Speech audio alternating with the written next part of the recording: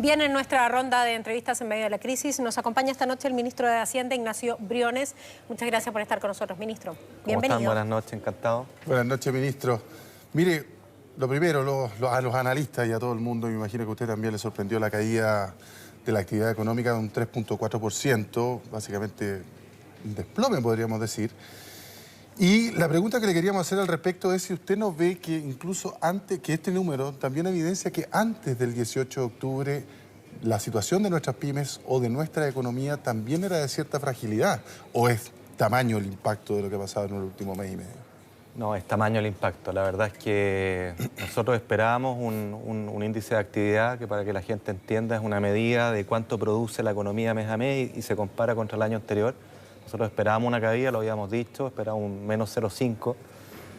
Los analistas estaban entre ese número y menos 1, pero no más que eso, y la verdad es que fue menos 3,4.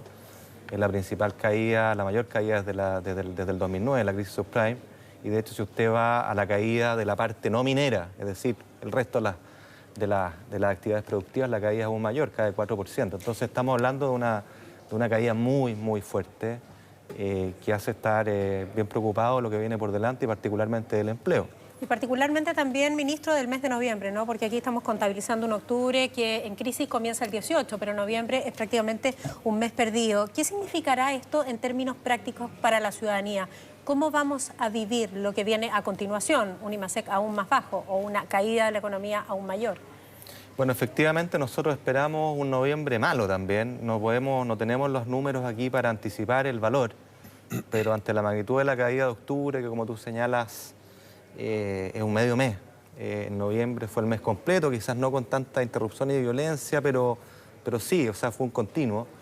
Esperamos un número malo y esperamos cerrar el año, el cuarto trimestre, mal. De hecho, la estimación de crecimiento que nosotros tenemos en el Ministerio del 2,6 originalmente que había, la estamos reduciendo a un 1,4, o sea, una caída significativa. Y esto nos preocupa, y volviendo a tu pregunta, porque al final del día estos números, que son fríos para muchos, claro, al final reflejan una realidad que es de personas de carne y hueso, en su empresa, en su panadería, en su taller, en una empresa mediana, grande, comercio, y empleo. Lo que está detrás de todo el aparato productivo es empleo. Es lo siguiente, o sea, si aterricémonos, pongámonos en el caso hipotético que hoy día consiguiéramos la base social, hoy día consiguiéramos el orden público. Hay una estimación hasta el día de hoy sobre la destrucción de empleo en cuanto a cifras. Esto lo digo porque usted trata de humanizar la cifra, pero evidentemente ese número también habla de la dimensión social que puede alcanzar. ¿Hay algún tipo de estimación al respecto? Es muy difícil tenerla todavía, yo no me atrevo a anticipar un número exacto. ¿Pero 200.000, por ejemplo? No sé decirte un número, pero sí sabemos que va a haber un efecto en desempleo cuantioso. De hecho, ya lo hemos estado viendo, hoy día los medios traían, ¿no es cierto?, un aumento bien significativo de los despidos, las desvinculaciones. Y a nosotros lo que nos sorprende es la rapidez con que esto se ha transmitido, porque nosotros anticipábamos que aquí venía una situación compleja y cualquiera lo entiende. Así, cuando la otra vez que yo estuve acá decíamos, cuando la economía y nuestra vida cotidiana funciona a media máquina, no cabe esperar resultados muy distintos de resultados a media máquina, en empleo, en producción, en venta. Pero nos sorprende la magnitud con que esto se ha trasladado a las personas de carne y hueso. Y vamos a tener una subida del desempleo. Entonces, aun cuando esto se normalizara, la cotidianidad volviera, vamos a tener un efecto. Y es por eso que nosotros lanzamos este paquete potente de medidas ayer, precisamente para actuar con sentido de urgencia frente a un tema que es el centro quizás de la política social que nos interesa. O sea, al final del día, tener empleo, tener ingresos, es el punto de partida, ¿no es cierto?, de cualquier política social, y por eso ahí está la prioridad ante esta crisis, ¿no? Y para echar a andar la máquina, solo para terminar el análisis previo, ¿no? Más allá del tecnicismo de los 2 trimestres, ¿estamos efectivamente al borde de la recesión? Yo creo que evidentemente, y todos los analistas coinciden, no es descartable, hay una probabilidad de que eso ocurra, efectivamente. Como yo ya les decía, vamos a cerrar este cuarto trimestre con números muy malos. La pregunta es qué pasa el año próximo, pero nuestras estimaciones de crecimiento también las rebajamos. Las hemos rebajado 2 veces. Sí. Partimos de un 3,3 en septiembre de este año, cuando entramos al presupuesto de la Nación. En octubre, cuando yo asumí como ministro, revisamos las cifras, lo bajamos a un 2,3 y ahora acabamos de bajarla a un rango entre 1 y 1,5 con un valor central de 1,3, y eso en consideración de las medidas que estamos tomando. Entonces, tenemos un año bien difícil por delante y donde vamos a tener desempleo. Eso hay que tenerlo súper claro. Esto está teniendo costos bien concretos, bien reales y bien profundos. que hay que sopesar y tener arriba de la mesa, no hay que engañarnos. Esto que ha pasado en nuestro país está teniendo costos y particularmente en el empleo, que es lo que nos preocupa. Estuvimos acá, como usted mismo lo señaló, conversando hace poquito, hace un par de semanas nomás, y usted señalaba que es importante tener esta responsabilidad fiscal, digamos, para no hipotecar el país de aquí a varios años más. Y efectivamente se ha visto también de que ha habido una mayor apertura de la billetera. ¿Qué lo ha impulsado a abrir a usted un poco más la billetera? Estamos hablando del ingreso mínimo garantizado que subió, también hubo que subir en la negociación el tema de pensiones, el tema del per cápita en salud, etcétera, etcétera.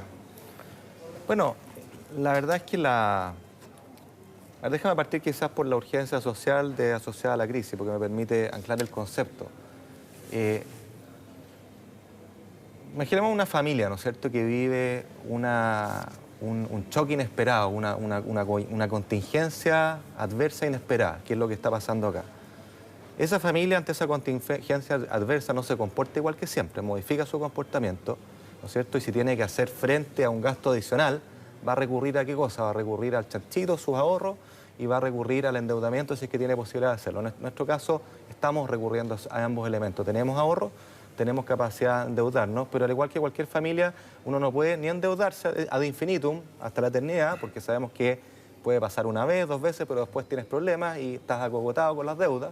Para un Estado pasa lo mismo.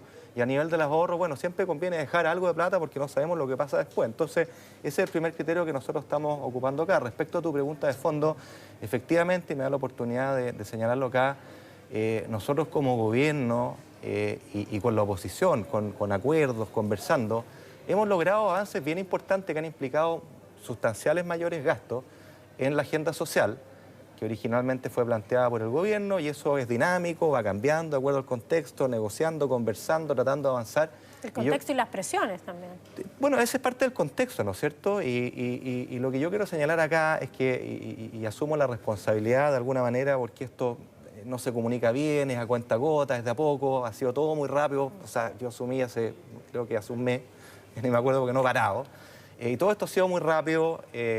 Y ese sentido de urgencia muchas veces te quita la perspectiva de poder en algún momento juntar lo que has hecho, lo que hemos hecho, porque en realidad esto no es obra mía, es del Ministerio de Hacienda, del gobierno, pero también de la oposición con la que ha habido apertura a encontrar acuerdos.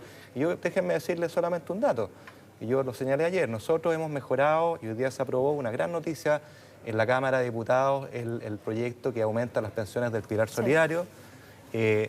Nosotros generamos un acuerdo para bajar el valor del transporte público a nivel de todo Chile para los adultos mayores a la mitad. Eso fue aprobado en la ley de presupuesto. Incrementamos en 11% el per cápita en salud de la atención primaria de salud en nuestro país.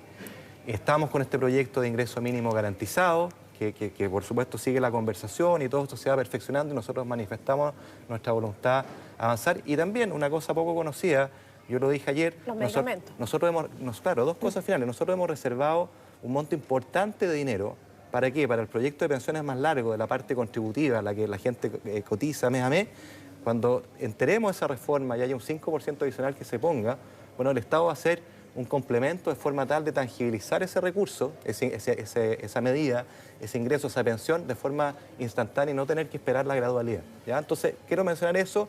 Y por último, lo que se ha logrado en remedio, que hay varias cosas que el gobierno había impulsado, que están en el Congreso, ley de fármacos 2, pero además acordamos una medida súper revolucionaria, súper importante, que es la siguiente, que es que Senabast, ¿no es cierto?, que puede generar un gran poder comprador, ¿no es cierto?, centralice estas compras, pero además de poder venderse a las farmacias de barrio, que eso ya estaba en la discusión, nosotros le pusimos que se lo pueda vender a las personas de carne y hueso, cualquier vecino o vecina, con un registro digital y que ese remedio le llegue a su casa a precios muy, pero muy reducido. Eso es una revolución, rompe completamente el monopolio y los abusos que hemos visto en esta materia. Y yo simplemente, Soledad, para terminar, quiero decir que este paquete de cosas que se han entendido por goteo, y asumo la responsabilidad de que haya sido así, es un error, cuesta entre el año 2020 y el 2022 $5.000 millones. Yo sé que la gente pierde la perspectiva con tantos ceros, ¿ya? Pero son casi 2 puntos del PIB en estos años que estoy refiriendo. O sea, hay un cambio de timón, hay una perspectiva distinta que marca una hoja de ruta que tenemos que recorrer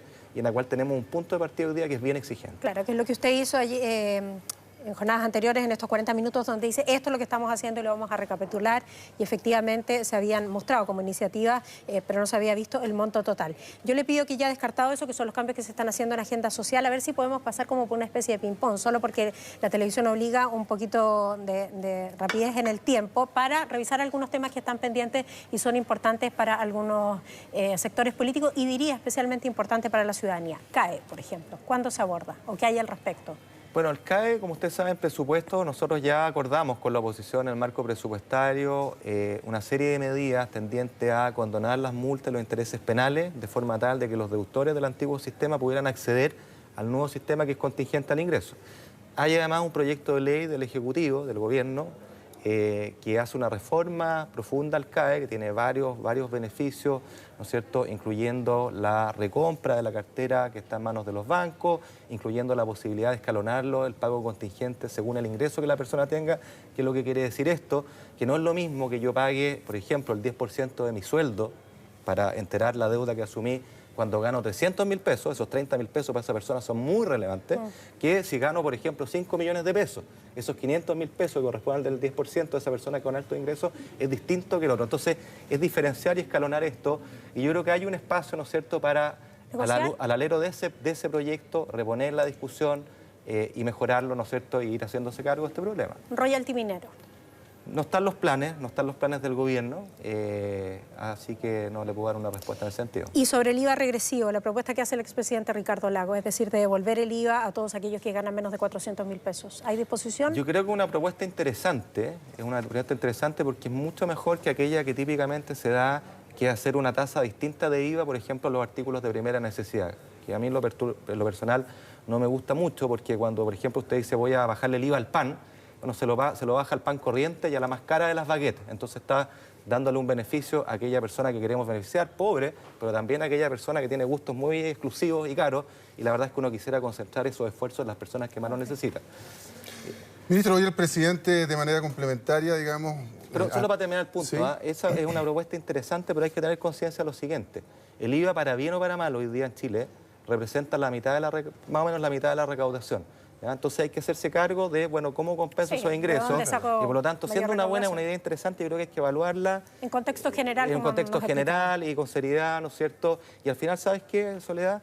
Esto es interesante, ¿por qué? Porque al final esa devolución de IVA a un cierto sector avanza en una línea que nosotros hemos estado trabajando, que son transferencias monetarias directas a las personas que más lo necesitan. Ingreso mínimo garantizado, que es lo que tenemos hoy día en el Congreso, que hoy día fue aprobado por la Comisión de Hacienda de la Cámara, es esa dirección. Yo te paso dinero, un subsidio que complementa tus ingresos. Ese IVA es mucho más eficiente y podemos volver sobre ese tema. Ministro, hoy día el presidente anunció este bono de 50.000 pesos por carga familiar a más de 1.336.000 familias chilenas. Sí. Esto busca paliar los problemas que van a enfrentar muchos chilenos, los más vulnerables, o también busca reactivar el consumo.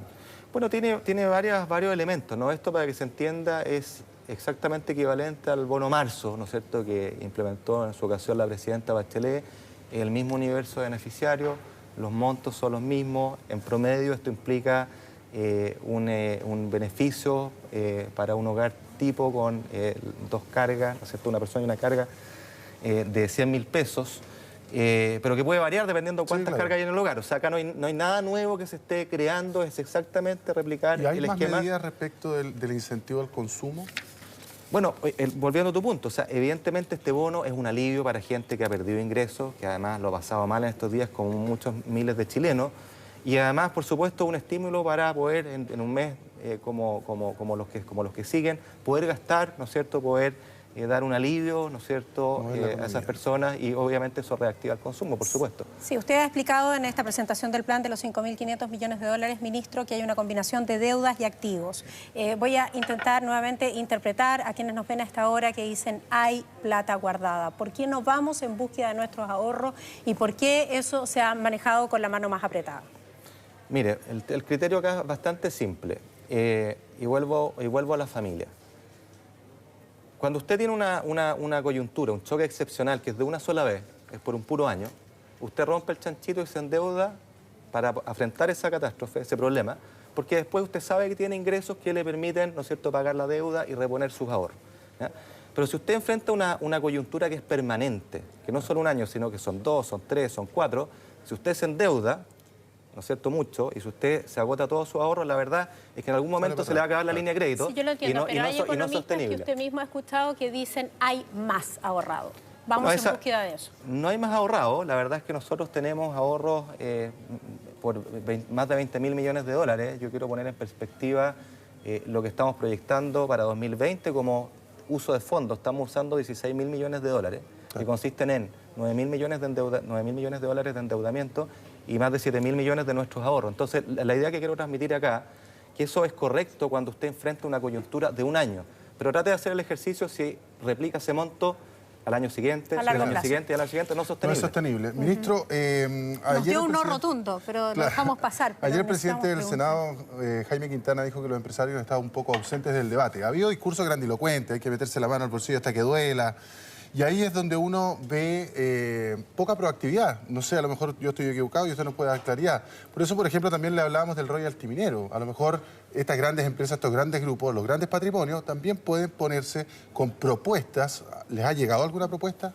No nos ha llegado ninguna propuesta en ese sentido. Yo creo que siempre es bienvenido, sobre todo en estas situaciones difíciles, que todos, nadie se puede excluir de este problema que tenemos. Todos tenemos que hacer una construcción. ¿Discutir el royalty, ministro? Si me traen una propuesta, obviamente yo estoy abierto a discutir todas las ideas que estén sobre la mesa, cómo cerrarse a eso. Y si hay otras ideas en el ámbito tributario, si hay otras ideas, por ejemplo, en algo que nosotros como Ministerio de Hacienda estamos empecinados, y yo no me he cansado de repetirlo, que es cómo eficientar el gasto. También lo hablamos acá, porque sí, una cosa es preocuparse de cómo tener más ingresos, pero en paralelo uno tiene que hacer un esfuerzo de fondo, de ver cómo gastamos bien esos recursos los chilenos para asegurarnos, un poco lo que ustedes decían antes, de que le lleguen a las personas más vulnerables y no que se queden en el camino, ¿no es cierto?, con gastos que uno podría corregir y reorientar y priorizar de manera distinta. ¿Le falta una accountability preciso al Estado para saber dónde tenemos el saco roto, si es que lo tuviéramos roto? Yo creo que sí, yo creo que se ha avanzado harto, no quiero ser catastrofista, se ha avanzado mucho. De hecho, el actual director de presupuesto ha hecho un trabajo valiosísimo, encomiable, de un presupuesto abierto, donde se pueden transparentar las cifras y marca una hoja de ruta, un puntapié, algo hacia lo cual debería ir uno, que es transparentar, tener un presupuesto mucho más ciudadano. Por ejemplo, yo me pregunto cuánta gente sabe de sus impuestos en qué se gastan. Claro. Eso es algo que nosotros queremos hacer y que para la próxima pago de impuestos cada chileno reciba en su casa. Bueno, yo pagué X plata en impuestos, ¿en qué se están gastando mis tributos? Claro. ¿En cuánto en educación? ¿Cuánto en salud? ¿Cuánto en...? ¿Se fija? Pero insisto, creo que acá es importantísimo que nosotros vayamos a hacer un análisis de cómo estamos gastando para asegurarnos que de 100 pesos que yo recibo, ojalá los 100 enteros lleguen a la persona que quiero ayudar al final del día y no que se quede en el camino. Y es bueno saber también de su voz, ¿no?, que no hay ningún ámbito vedado y que todos se pueden analizar o tocar en medio de esta discusión y de esta perspectiva. Ministro, muchas gracias por haber venido a conversar con nosotros. ¿Puedo agregar una cosa? Por favor. Muy breve. Porque uno siempre está abierto a todo, pero yo quiero decir una cosa que es importante. Yo he escuchado a mucha gente, por ejemplo, que plantea una alza inmediata de impuestos enorme. En una situación de crisis en que usted está haciendo una política fiscal expansiva precisamente para reactivar la economía, es una mala idea, y no lo digo por una cosa ideológica, es por una cosa que todos entendemos, que al mismo tiempo que usted pone el acelerador por un lado, le ponga el freno por el otro, ¿no es cierto? Entonces yo creo que la discusión tributaria hay que tenerla, no cabe duda. Si uno mira la experiencia de los países que más admira, su carga tributaria va subiendo conforme se van desarrollando, y Chile no debiera ser la excepción. ¿Pero qué es lo que te dice eso? Te dice que la carga tributaria tiene que ir de la mano con el crecimiento. A medida que el país crezca, por supuesto que es muy legítimo y muy justo ir subiendo la carga tributaria. Y yo quisiera invitar a tener un debate en esa dirección. Bien. De todas maneras. Gracias, ministro. Muchísimas gracias. Gracias a ustedes. Buenas noches. Venga, buenas noches.